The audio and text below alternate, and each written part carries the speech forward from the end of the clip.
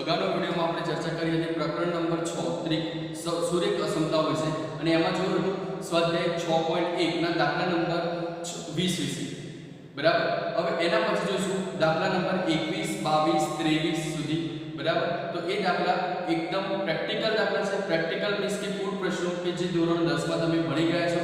દાખલા તરીકે કોઈ એક સફરજનની કિંમત 1 કિલોગ્રામની 50 રૂપિયા છે, પાઇનેપલની કિંમત 1 કિલોગ્રામની 60 રૂપિયા હોય તો એનું સમીકરણ બનાવવું હોય તો શું લખી શકાય? 1 કિલોગ્રામની 50 છે એટલે 50x પ્લસ પાઇનેપલ માટે y લેશું તો 60y ઇઝ ઇક્વલ ટુ જો ટોટલ કિંમત 500 રૂપિયા હોય તો આપણે શું લખતા હતા? ઇઝ ઇક્વલ ટુ 500 રૂપિયા બરાબર. તો એવી જ રીતે આવી અસમતાના દાખલા છે અને એક પૂર્વ પ્રશ્ન રિલેટેડ છે તો ઇમ્પોર્ટન્ટ પણ છે 21 22 અને 23 દાખલા. ઓકે, તો એમાં જોઈએ સ્વાધ્યાય 6.1 દાખલા નંબર 21. દાખલા નંબર 21 માં આપ્યું છે રવિએ પહેલી 2 એકમ કસોટીમાં પ્રશ્ન આખો લખીશ અને બરાબર સમજવાનો છે. રવિએ 2 એકમ કસોટીમાં રવિએ 2 એકમ કસોટીમાં 70 અને 75 ગુણ મેળવેલ છે. 70 અને 75 ગુણ મેળવેલ છે. 70 અને 75 ગુણ મેળવેલ છે. હવે તેણે ત્રીજા કસોટીમાં કેટલા ન્યૂનતમ ગુણ મળવા જોઈએ કે જેથી હવે તેણે ત્રીજી કસોટીમાં કેટલા ન્યૂનતમ ગુણ મળવા જોઈએ કે જેથી કેટલા ન્યૂનતમ ગુણ મળવા જોઈએ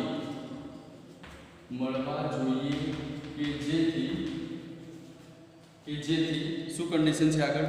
તેના સરેરાશ ગુણ ઓછામાં ઓછા 60 થાય. તેના સરેરાશ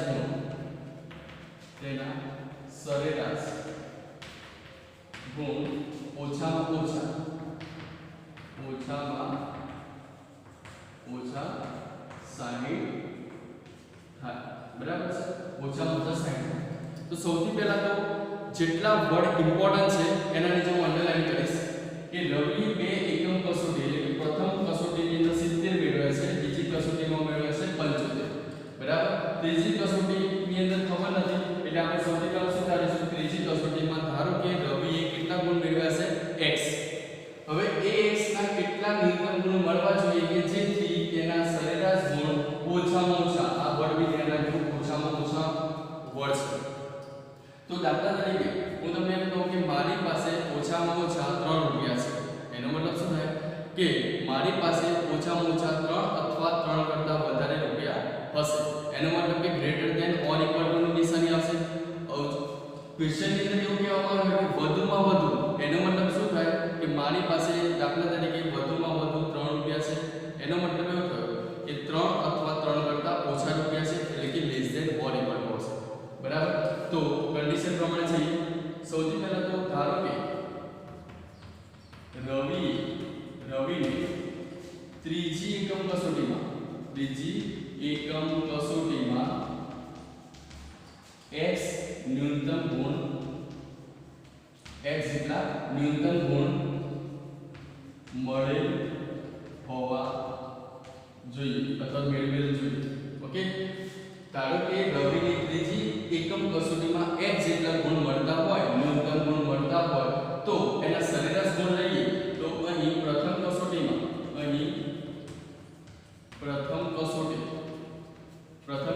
કેટલા ગુણ મેળવે છે? 70 અને બીજી કસોટીમાં કેટલા મળ્યા છે? 75 અને ત્રીજી કસોટી કેટલા તારે છે? ત્રીજી કસોટીમાં x ગુણ હોય તો આપણે શું લખી શકીએ? સોલ્યુશનની અંદર એવું લખાય કે 70 પહેલી કસોટીમાં, પછી 75 બીજી કસોટીમાં અને x ત્રીજી કસોટીમાં હોય તો તેના સરેરાશ ગુણ કેટલા થાય? તો સરેરાશ ગુણ ડિવાઇડેડ બાય 3. કેમ 3? કારણ કે પહેલી કસોટી, બીજી કસોટી, ત્રીજી કસોટી સપોઝ કે 5 કસોટી લીધી તો ડિવાઇડેડ બાય 5, 3 લીધી છે તો ડિવાઇડેડ બાય 3, 2 લીધી હોય તો ડિવાઇડેડ બાય 2. ઓકે, અને સરેરાશ ગુણ કેટલા થાય તો ડિવાઇડેડ બાય 3 અને ઓછામાં ઓછા 60 થવા જોઈએ. તો ઓછામાં 60 કરતા વધારે થવા જોઈએ. ક્લિયર? તો greater than or equal to ની નિશાની આવશે. હવે ખાલી સાદુરૂપ આપવાનું છે. તો x પ્લસ 70 ને 70 140 ને 5 145 divided by 3 greater than or equal to કેટલા થશે? 60. તો x plus 145 greater than or equal to 6 3 18 એટલે કેટલા થશે? 180. તો x greater than or equal to 180 minus 145. તો x greater than or equal to 10 માંથી 5 જાય તો કેટલા રહેશે? 5. 8 માંથી 4 એટલે 7 માંથી 4 જાય તો કેટલા રહેશે? 3.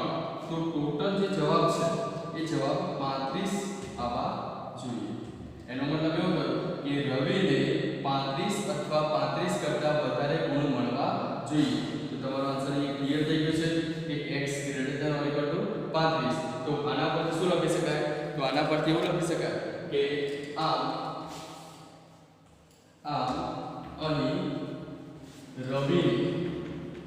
રવિને ત્રીજી એકમ કસોટીમાં 35 અથવા 35 કરતા વધારે ગુણ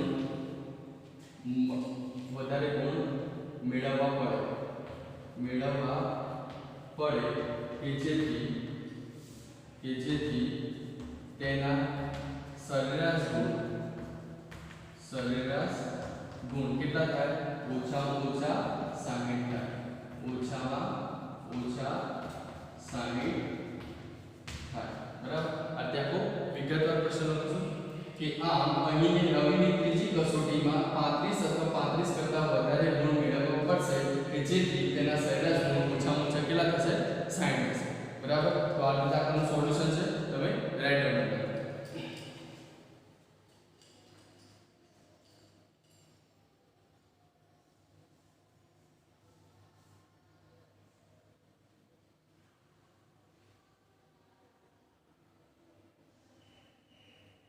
હવે જોઈએ સ્વાધ્યાય 6.1 દાખલા નંબર 22.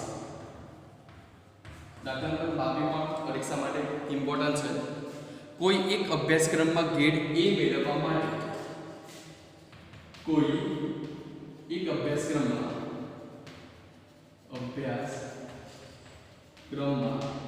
ગ્રેડ A મેળવવા માટે આખો પ્રશ્ન સમજશે છે. ગ્રેડ A મેળવવા માટે 5 પરીક્ષાની સરેરાશ 5 પરીક્ષા પર 5 પરીક્ષાની સરેરાશ 5 પરીક્ષાની સરેરાશ આપી છે 90 કે તેથી વધુ ગુણ હોવા જોઈએ. 5 પરીક્ષાની સરેરાશ 90 કે તેથી વધુ ગુણ હોવા જોઈએ. સરેરાશ 90 કે તેથી વધુ ગુણ હોવા જોઈએ. 90 કે તેથી વધુ ગુણ હોવા જોઈએ. કેટલી પરીક્ષા માટે? 5 પરીક્ષા માટે. દરેકના 100 ગુણ હોય તેવી પરીક્ષા છે. અહીં લખી નાખીએ કૌંસમાં દરેકની 100 ગુણ હોય તેવી પરીક્ષા છે. બરાબર? દરેકના 100 ગુણ હોય તેવી પરીક્ષા છે. અને જો સુનિતાના પ્રથમ 4 પરીક્ષાના ગુણ આગળ છે. જો સુનિતાના પ્રથમ 4 પરીક્ષાના ગુણ કયા છે? 87 92 94 અને 95.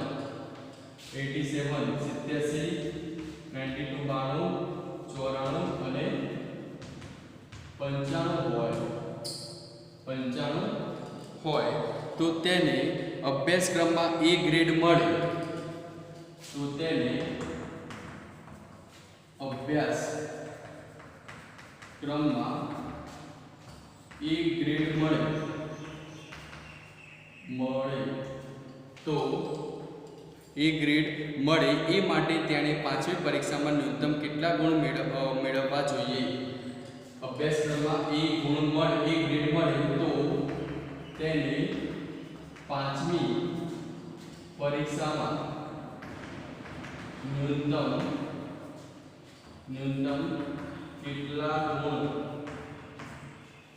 કેટલા ગુણ મળવા જોઈએ મેળવવા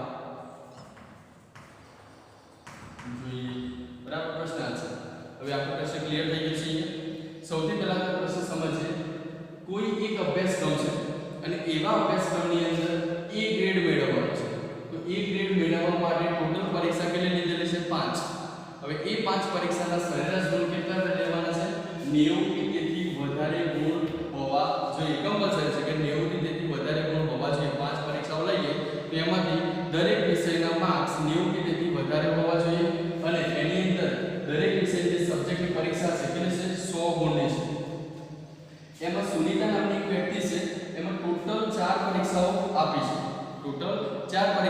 છે અને એની અંદર પ્રથમ પરીક્ષામાં 87 બીજી પરીક્ષામાં 92 ત્રીજી પરીક્ષામાં 94 અને ચોથી પરીક્ષામાં 95 ગુણ મળે છે હવે જ્યારે પાંચમી પરીક્ષા આવશે તો એને A ગ્રેડ લાવવા માટે કેટલા ન્યૂનતમ માર્ક્સ લાવવા જોશે કે જેના કારણે એને A ગ્રેડ મળશે બરાબર તો સૌથી પહેલા આપણે શું લખશું જેટલા ડેટા આપે છે લખી નાખીએ કે અહીં સુનીતા પ્રથમ પરીક્ષામાં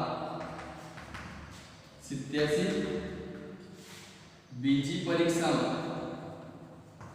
બીજી પરીક્ષામાં કેટલા ગુણ મેળવશે 92 ત્રીજી પરીક્ષામાં 94 અને કયું છે ચોથી પરીક્ષા તો ચોથી પરીક્ષામાં કેટલા ગુણ મેળવશે 95 મેળવશે તો ધારો કે હવે પાંચમી પરીક્ષામાં A ગ્રેડ મેળવવા માટે ન્યૂનતમ x ગુણ મળતા હોય x ગુણ મેળવ્યા હોય તો બરાબર સમજો આપણે કેવું ધાર્યું x પાંચમી પરીક્ષા માટે x ગુણ ધારી લીધા છે તો ટોટલ સરેરાશ જો લેવામાં આવે સરેરાશ ગુણ ઇઝ ઇક્વલ ટુ શું થાય તો સરેરાશ ગુણ ઇઝ ઇક્વલ ટુ x જો પહેલી પરીક્ષા માટે કેટલા છે 87 પ્લસ 92 પ્લસ 94 ત્રીજી પરીક્ષા પછી ચોથી પરીક્ષા અને પાંચમી પરીક્ષાના x ગુણ ધારી લીધા છેદમાં આગળના દાખલામાં સમજાવ્યું પ્રમાણે સરેરાશ લેવા માટે ટોટલ કેટલી એક્ઝામ લીધી છે 5 એટલે કેટલા આવશે 5 greater than or equal to અહીં પૂછ્યું છે 90 થી વધુ ગુણ મેળવવા જોઈએ તો greater than or equal to કેટલા આવશે 90 ઓકે તો આ રીતે આખા ડેટા ક્લિયર કરવાના થશે ઇઝ ઇક્વલ ટુ ચલો હવે સાદું રૂપ આપણે તો x પ્લસ હવે 1 2 3 અને 4 નો સરવાળો થશે 5 અને 4 9 10 11 11 ને 7 કેટલા થશે 18 વચ્ચે પડી 1 9 3 27 ને 8 27 ને 8 કેટલા થશે 35 ને 36 છેદમાં 5 greater than or equal to 90 તો x plus 368 greater than or equal to 9 પંચા કેટલા થશે 45 એટલે શું લખાય 450 તો જવાબમાં શું લખી શકાય x greater than or equal to 450 minus 368 એટલે લખાશે શું x greater than or equal to 450 minus 368 કરીએ તો 10 માંથી 8 જશે તો કેટલા રહેશે 2 તો 2 અને એ 44 છે તો 44 માંથી 36 માઈનસ કરો તો જવાબમાં કેટલા વધશે 45 છે 36 એ કરી નાખીએ 450 અને 368 બે વધે કેટલા વધશે 44 લેતો છે 36 ને 4 40 40 ને 4 44 એટલે 82 થશે બરાબર એટલે 8 થશે એટલે અહીં શું લખાશે ટોટલ જવાબ કેટલો આવ્યો આપણો x greater than or equal to 82 એનો મતલબ કેવો થયો એ લખી શકાય શું કે સુનીતાને કહી શકાય કે સુનીતાએ પાંચમી પરીક્ષામાં A ગ્રેડ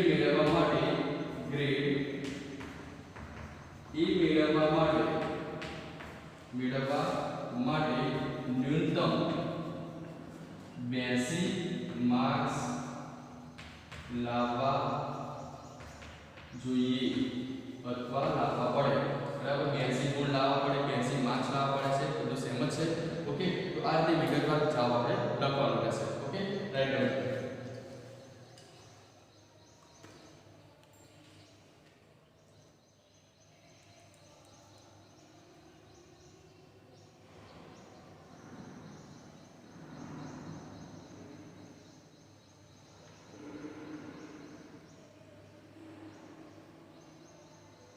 હવે જોઈએ દાખલા નંબર 23. દાખલા નંબર 23 જે છે એ સેમ ટુ સેમ ઉદાહરણ નંબર જોશો તો 8 માં જેવું છે, અને 24નો દાખલો તો છે એ સેમ એના જેવો છે, ઉદાહરણ નંબર 8 જેવો. તો 23નો દાખલો ક્લિયર થઈ જશે એટલે ઉદાહરણ 8 પણ ખ્યાલ આવી જશે. એના પછી જોશું આગળ 24નો દાખલો. ઓકે, તો દાખલા નંબર 23 જોઈએ. દાખલા નંબર 23 માં આપ્યું છે બે પૈકી પ્રત્યેક 10 થી નાનો હોય અને જેમનો સરવાળો 11 થી વધુ હોય તેવા ક્રમિક અયુગ્મ ધન પૂર્ણાંકોની જોડ મેળવો. તો ક્રમિક ધન પૂર્ણાંકોની જોડ મેળવવી છે. ક્રમિક આપણે ધારી લઈએ કે ધારો કે ક્રમિક ધન પૂર્ણાંક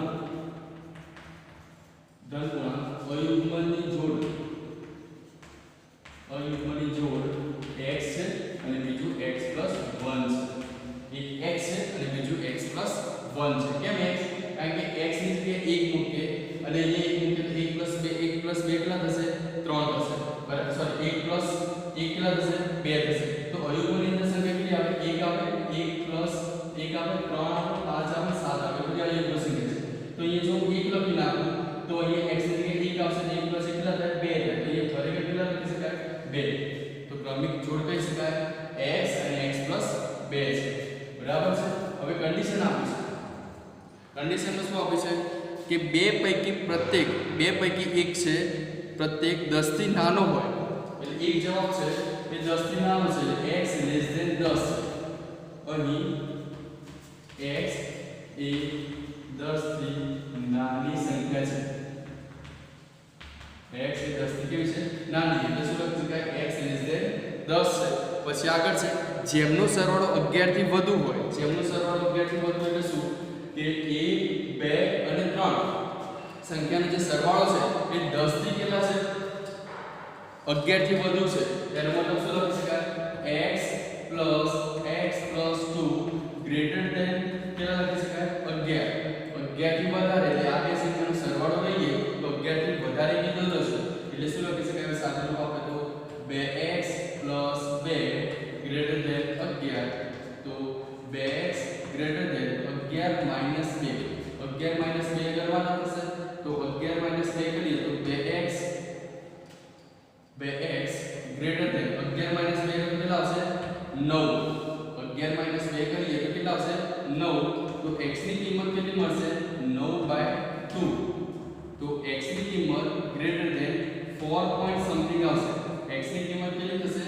2 4 8 એટલે 4 point something થશે. એટલે કે x ની કિંમત કઈ લખી શકાય? 4 અને 11 ની વચ્ચે. આપણે એવું લખી શકીએ 4 < x < 11. એની વચ્ચે અયુગ્મ સંખ્યાઓ લખવાની થશે. તો અયુગ્મ સંખ્યાઓ આગળ જઈએ તો કહી શકાય અહીં અયુગ્મ સંખ્યાઓ કઈ કહી શકાય? લખી શકાય 5 7 9 અને 11 તો ના આવી શકે કે ઇક્વલ ટુ છે. તો 5 7 અને 9 આવી શકે. તો જો x = 5 હોય તો x + 2 કેટલા થાય? 5 + 2 એટલે 7 થશે. એનો મતલબ એક ક્રમિક જોડ કઈ મળી? 5 7. બરાબર. જો x = 7 હોય તો x + 2 એટલે 7 + 2 કેટલા થાય? 9 થાય. તો શું લખી શકાય? 7 અને 9. ક્લિયર? હવે જો x બરાબર આપણે લઈએ 9 તો 9 હોય તો x + 2 કેટલા થશે? 9 + 2 કેટલા થશે? 11. એનો મતલબ એવું થયો કે